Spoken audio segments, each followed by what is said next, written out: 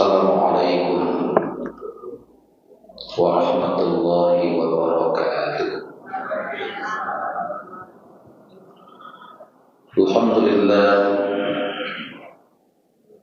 Alhamdulillahilladzi hadana li hadza wa ma kunna linahtadiya laula an hadana Allah. Asyhadu an la ilaha illallah wahdahu la syarika lah. Asyhadu anna Muhammadan abduhu wa rasuluhu. Arsalahu Allah kafatan ila an-nas. Basyiran wa nadhiran wa da'iyan ila Allah bi'idnihi wa sirajan munira. Subhanaka la ilma lana illa ma 'allamtana innaka antal 'alimul hakim. Faqala ta'ala fi kitabihil karim. A'udzu billahi minasy syaithanir rajim. Bismillahirrahmanirrahim. Syahrul Ramadan alladzi unzila fihi al-Qur'an hudan lin-nasi wa bayyinatin minal huda wal furqan. Faman syahida minkum asy-syahra falyusum wa man kana maridan aw 'ala safarin fa'iddatun min ayyamin ukhra. Yuridullahu bikumul yusra wa la yuridu bikumul 'usra wa litukmilul 'iddata wa litukabbirullaha 'ala ma hadakum wa la'allakum tashkurun. Wa idza sa'alaka 'ibadi 'anni fa inni qarib ujibu da'watal da'i idza da'an falyastajibu li wa liyu'minu bi la'allahum yarshudun. Shadaqallahul azim. Al-Quran Surat Al-Baqarah ayat 145 dan 146. Bapak pengurus masjid Jamiah Pasya yang kita hormati, bapak-bapak dan ibu-ibu, para shaimin dan shaimat, hadirin hadirat jemaah subuh rahimakumullah. Bersyukur kita kepada Allah Subhanahu wa taala, alhamdulillah, pada pagi hari ini dalam keadaan menunaikan ibadah puasa. Untuk hari ini kita pun sudah selesai menunaikan ibadah sholat subuh berjamaah.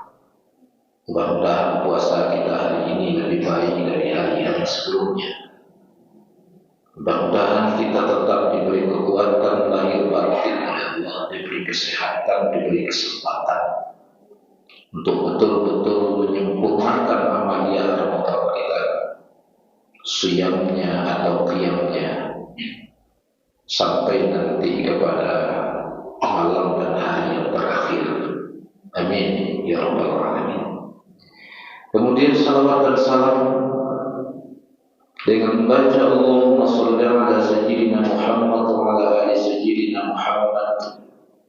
Mudah-mudahan Allah sampaikan kepada junjungan kita Nabi besar Muhammad sallallahu alaihi wasallam. Sembari berdoa kepada Allah, mudah-mudahan kita bisa mengikuti sunnah-sunnah Nabi dalam segala aspek kehidupan kita, baik dalam hal yang berkaitan dengan ibadah ataupun dalam segala sesuatu yang berkaitan dengan muamalah. Bapak-bapak dan ibu-ibu jemaah subuh rahimakumullah, kalau kembali kita lihat susunan ayat-ayat tentang puasa, kita lihat munasabah ayat dengan ayatnya yang terdapat dalam ayat 183 sampai 187 itu. Sungguh sebuah susunan yang luar biasa, Bapak dan Ibu. Kalau di ayat 183, 184 itu Allah Subhanahu wa taala memerintahkan kita untuk menunaikan ibadah puasa sebagaimana yang diwajibkan juga kepada orang-orang sebelum kita. Sasaran atau visi yang akan kita wujudkan dengan perintah puasa itu adalah menjadi muttaqin la'allakum tattaqun. Maka terhadap orang-orang yang memiliki keadaan-keadaan tertentu, apakah dia musafir, dia sakit, atau tua renta, ada beberapa keringanan. Ayat 184 mengatakan, musafir tidak berpuasa ganti di hari lain. Orang sakit tidak berpuasa ganti di hari lain. Tua renta kalau tidak berpuasa karena lemahnya, fidyatul ta'am miskin. Di ayat 185 Allah ingatkan soal Al-Quran. Syahrul Ramadan alladzi unzila fihi al-Quran hudan lin-nasi wa bayyinatin minal huda wal furqan. Seolah-olah ada pesan yang luar biasa di situ. Apa pesannya? Bahwa kita tidak akan mampu, tidak akan sukses melaksanakan perintah Allah di ayat yang ke-183. Tidak akan sukses berpuasa, tidak akan berhasil mengantarkan puasa itu kepada muttaqin tadi, kalaulah tidak dengan memperhatikan petunjuk-petunjuk Al-Quran.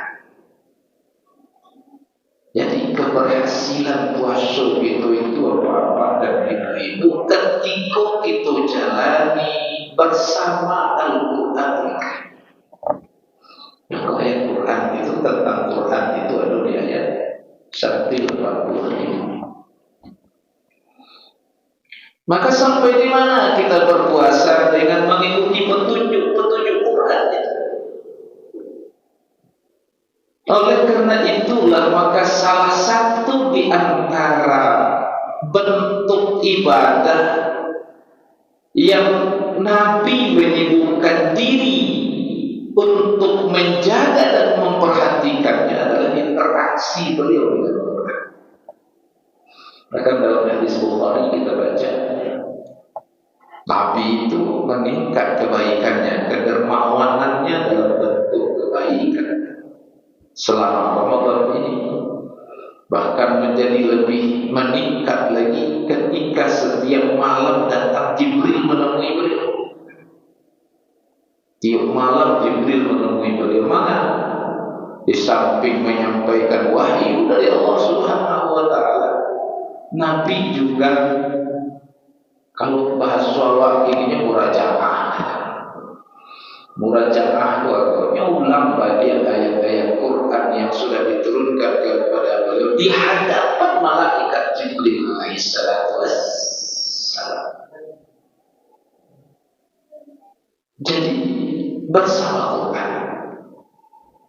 Nah, maka Bapak dan Ibu,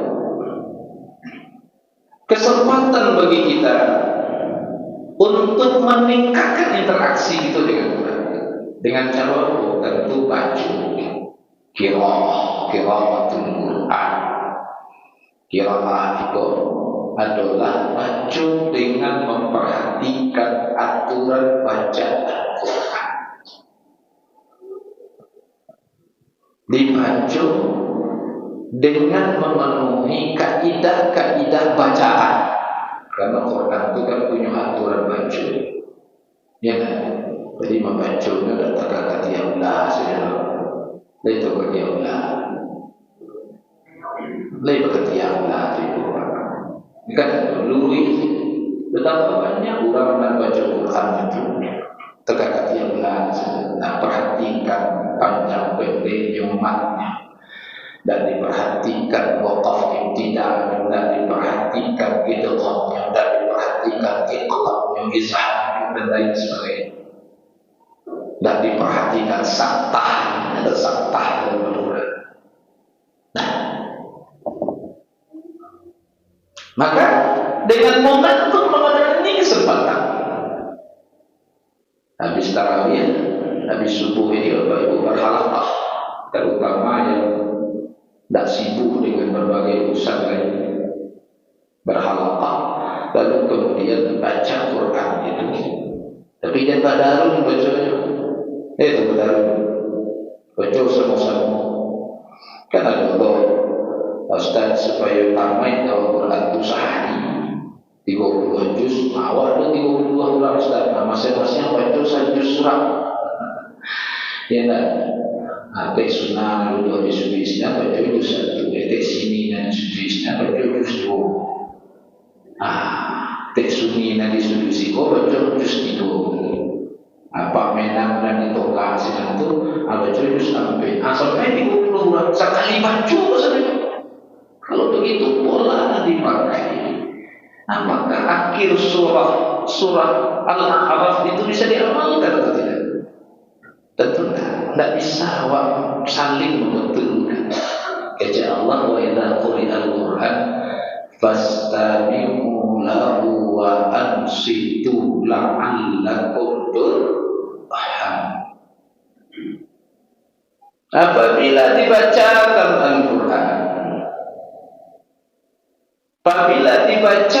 Al-Qur'an, quri Al-Qur'an, dibacakan Al-Qur'an, fastami'u lahu, maka dengarkan bacaan. Wa ansitu, dan diamlah. Maknanya tidak perlu haju lain saling mendengar.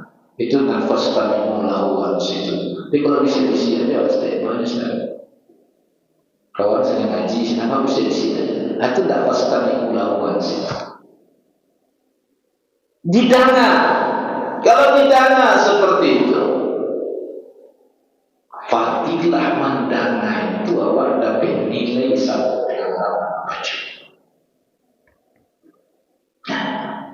La'allakum turhamun, mudah-mudahan kamu dapat rahmat dari mendengar Quran. Nah, baca. Nah, kalau bisa dari qiraah ini meningkat jadi tilawah. Rahasia tilawah aku Bapak Ibu baca surat Fatir ayat 29. Di situ bahasanya tilawah. Innal ladzina yatluna kitaballah, yatlu tilawah, dan qiraah di situ. Wa aqamus shalah wa anfaqu mimma razaqnahum sirran wa alaniyah yarjuna tijaratan lan tabur. Luar biasa. Orang nama kali pahamnya ya, yarjuna tijaratan lan tabur. Untungnya ibaratkan perniagaan yang tidak pernah rugi, untung kali. Nah, tapi untung baliung gitu, untung baliung. Nah, siapa? Orang-orang yang terluna kita selalu membaca. Beda tilawah pun dengan qiraah. Kalau qiraah pun membaca dengan memperhatikan tata baca Quran. Kalau tilawah, dari memahami tilawah itu membaca disertai dengan memahami. Membaca disertai dengan memahami. Maka setidaknya Bapak dan Ibu-ibu, ya setidaknya kalau tidak kata baca di berbagai tafsir Quran, ya tafsir Ibnu Katsir, tafsir Qurtubi, tafsir Al-Qurtubi, tafsir banyak lagi Jalalain gitu yang ringkas, atau dalam bahasa Indonesia tafsir Buya Hamka Al-Azhar, atau relatif baru tafsir yang ditulis oleh Profesor Dr. Syihab, mantan Menteri Agama. Kalau kata baca di awal itu minimal apa? Bacalah arti ayat yang dibaca dari berulang-ulang sampai klik Tuhan. Dapat dia rasio ayat ikut nanti makasih oleh Allah dari ayat yang aku baca. Nah begitu setidaknya. Jadi kalau dibaca sekali, saya tentu belum nyambung. Diulang-ulang. Tilawah, baca dan paham. Kalau bisa lagi dari tilawah ini meningkat lagi. Jadi apa? Jadi tahfiz. Tahfiz itu ambil dari tilawah. Tahfiz itu hafal ditambah dengan paham, dengan pemahaman yang luas dan tahu kalau sampai ditingkatkan ilmu luar biasa. Orang-orang yang hafal Quran, paham Quran, itu keluarga Allah di permukaan bumi, kan gitu. Dapat kehormatan yang luar biasa. Dan membacanya baik dengan makna qiraah tadi, dengan makna tilawah tadi, dengan tahfiz tadi. Perhatikan soal Muzammil itu, warattilil Qur'ana tartila. Baca Quran itu secara pelan. Pelan-pelan. Tak kaki-kaki. Ya dah. Tak terburu-buru. Pelan baca. Nikmati, resapi, hayati bacaan itu. Semakin dibaca, semakin ada sesuatu yang kita temukan. Warattilil Qur'ana tartila. Nah, dengan pola-pola itu, Bapak Ibu, dengan qiraah kepada tilawah, kepada tahfiz, mudah-mudahan nyambung hidayah Quran itu kepada Allah. Karena Quran itu memang hudan linnasi wa bayyinatin minal huda wal furqan. Sampai nanti ya upaya interaksi kita dengan Quran Karim itu baca, itu pahami, sampai Quran itu betul-betul jadi furqan di dalam diri. Furqan dalam diri apa maknanya? Ada dengan petunjuk Quran itu ada kemampuan untuk membedakan. Ada kemampuan untuk membedakan bainal haq wal batil, antara benar dan salah, bainal haram halal wal haram, halal haram, antara nafsuah dan ta'ah, amar dan nahi. Nah, memahami hududullah, hukum Allah, jadi furqan. Nah, kalau sampai furqan itu, aku tahu kalau puasa itu memang Allah bisa mendekati awak menjadi orang-orang bertakwa. Karena kalau diperhatikan suratul Al-Anfal ayat berapa itu, ayat 36 itu, apa kata Allah? In tattaqullaha yaj'al lakum furqana. Ternyata ada hubungan takwa sebagai visi dari puasa ini. Ya, dengan hadirnya furqan.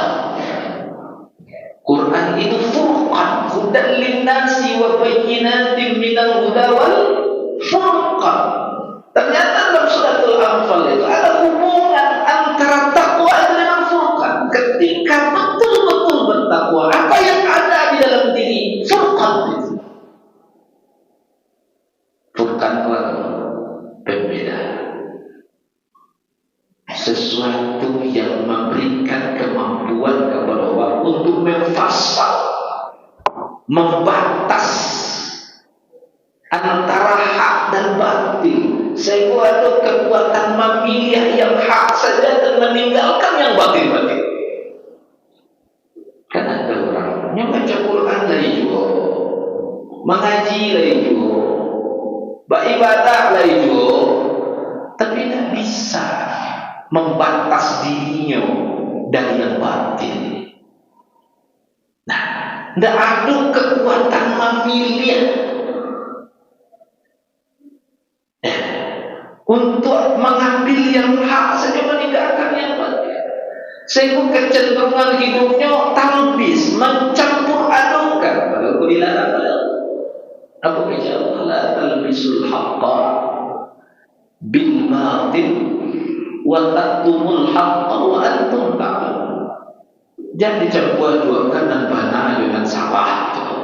wa taqtumul haqqa, kamu sembunyikan benar. Kalau orang dikecian menyembunyikan kebenaran karena melakukan kebatilan, itu kira-kiranya tahu dengan kebenaran itu atau tidak? Itu tahu. Dekinyo tahu kebenaran, maka dikatakannya menyembunyikannya. Nyo sembunyikan kebenaran, lalu kemudian nyo ambil kebatilan. Wa antum ta'lamun, padahal tahu begitu. Nah, anak ada itu furqan. Quran baru jadi furqan di dunia. Walaupun nyo ngaji, nyo baca, nyo ibadah, tapi kalau tak jadi furqan, gampang saja. Inilah fenomena kehidupan umat manusia. Bahwa jadi secara kasar mata nyo soleh, nyo sholat, nyo puasa, nyo baca Quran, tapi tak ada nyo korupsi aja. Gitu. Buat ciliannya sholat, nyo puasa, nyo baca Quran, nyo. Tapi datang ke makannya, kayaknya mak, kalau tangan cek, kok mak, bukan jual tanah sinan mak. Nyo tahu kalau mau tanda tangan ikut nyo jual, aku tak nyo seorang penyorok. Barang kau bersalingkai, tapi urusannya dirantau orang. Contoh seperti itu. Tapi ditawar belum dibawa kemanakan tengok. Ada wataktumul haqqa, ada sembunyikan dan padam. Apabila kemarin itu buang tu, hari kau rasa itu buang. Aku contoh betapa ada orang yang menyembunyikan kebenaran itu, melakukan yang batil. Ada di furqan, sampai jadi furqan. Kalau ada jadi furqan, aman. Dah aman. Ada orang, tak ada orang, takkan berani melakukan kebatilan. Nah, kenapa?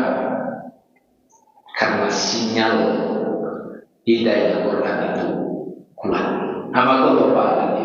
Mintalah Allah supaya Quran yang dibaca itu dia menghadirkan furqan itu ke dalam diri kita. Apalagi di bulan mulia, di bulan Quran. Nah, ayat 1 yang paling Quran. Jadi seolah-olah dari munasabah ayat itu, takkan mungkin kita bisa berpuasa dengan baik. Puasa mencapai takwa kalau tidak bersama Quran. Maka keberhasilan puasa kita Bapak Ibu ditopang oleh sejauh mana interaksi kita dengan Quran. Nah, kalau dilanjutkan ke ayat 186, itu tentang doa. Walaupun kita sudah berupaya berpuasa dengan baik, memperhatikan petunjuk Quran, mengamalkan petunjuk Quran itu, tapi tidak bisa dipungkiri bahwa Quran bukan sia-sia. Bahwa banyak punya kelemahan. Maka nanti kita butuhkan untuk memaksimalkan upaya itu, memaksimalkan puasa kita sehingga sampai kepada tadi, memaksimalkan, memperhatikan dan mengamalkan petunjuk-petunjuk Quran tadi dan hidup sesuai dengan petunjuk itu. Maka itu perlu bantuan dan pertolongan Allah. Maka capailah itu dengan doa. Doa. Wa idza sa'alaka ibadi anni fa inni qarib ujibu da'watad da'i idza da'an falyastajibu li wa liyu'minu.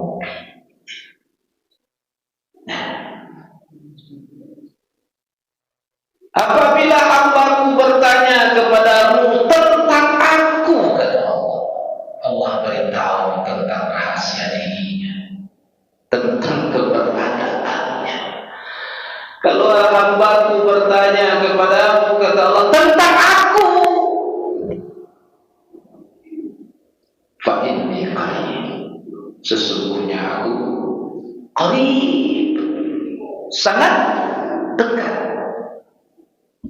sangat dekat. Aku dan kemana mereka ya Allah.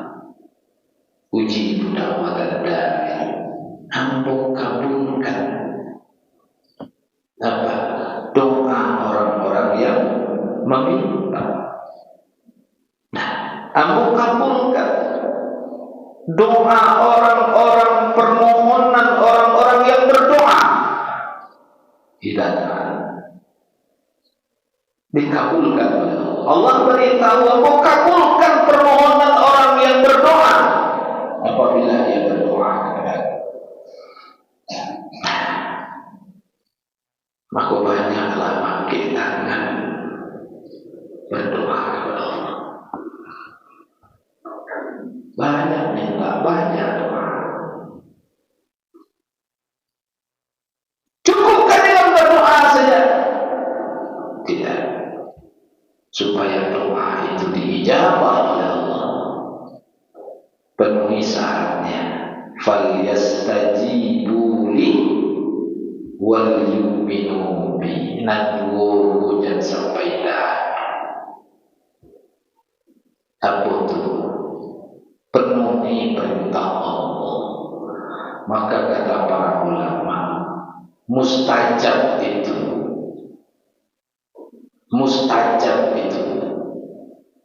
dikabulkannya doa itu sesuai dengan kadar istijabah kita. Dikabulkannya doa oleh Allah Subhanahu wa taala ditentukan oleh sejauh mana kita memperkenankan seruan Allah. Jadi seruan kita kepada Allah ditentukan berbanding lurus dengan kita memenuhi seruan Allah. Nah itu, berdoa tahu yang menaruh panjang, tapi sembahyang lalainya. Gitu. Berkumandang azan nang Karajawa dan surga. Sebelah tu rekolah. Gitu. Kalau ada peluang, ya, ada keuntungan yang luar biasa, tapi kemudian ada batin di sini ada kerajuan. Ya. Nah, gitu. Jadi dikabulkan doa itu berbanding lurus dengan kadar kita mengabulkan juga perintah Allah, menghindari larangan-larangan Allah, aturan-aturan Allah. Itu kaidah doa Bapak Ibu. Jadi mustajab itu di awal tertentunya. Mustajab, doa mustajab itu ditentukan oleh apa? Sampai di mana kita mengijabah, ya, menyahuti dan melaksanakan apa yang Allah perintahkan kepada kita. Yang kedua, ditentukan oleh bagaimana keimanan kita kepada Allah. Wal yu'minu bi. Nah, doa dipanjatkan juga, tapi sini di kerajaan dia. Lain mungkin diijabah dan rusak iman. Jimai pakai juga. Pulang laris kata yang awal pakai juga kurung ya. Nah, kalau begitu jangan harap doa akan diterima oleh Allah. Falyastajibu li wal yu'minu. Inilah Bapak dan Ibu. Ya, kalau kita pahami munasabah ayat itu, jadi ada hubungan yang luar biasa. Supaya usaha 83 bisa ditindaklanjuti, tercapai dengan baik, maka puasalah berdasarkan petunjuk Al-Quran. Ya, maka tingkatkan interaksi kita dengan Quran. Jangan lupa banyak-banyak berdoa, minta pertolongan kepada Allah Subhanahu wa taala. Karena tidak akan mungkin orang beribadah yang kuat sempurna kalau tidak ditolong oleh Allah. Inilah salah satu rahasia ayat yang kita baca dalam surat Iyyaka na'budu wa iyyaka nasta'in. Ibadah tidak akan mungkin kalau tidak ditolong oleh Allah Subhanahu wa taala. Lah itu saja, mudah-mudahan bermanfaat. Billahi taufiq. Assalamualaikum warahmatullahi wabarakatuh.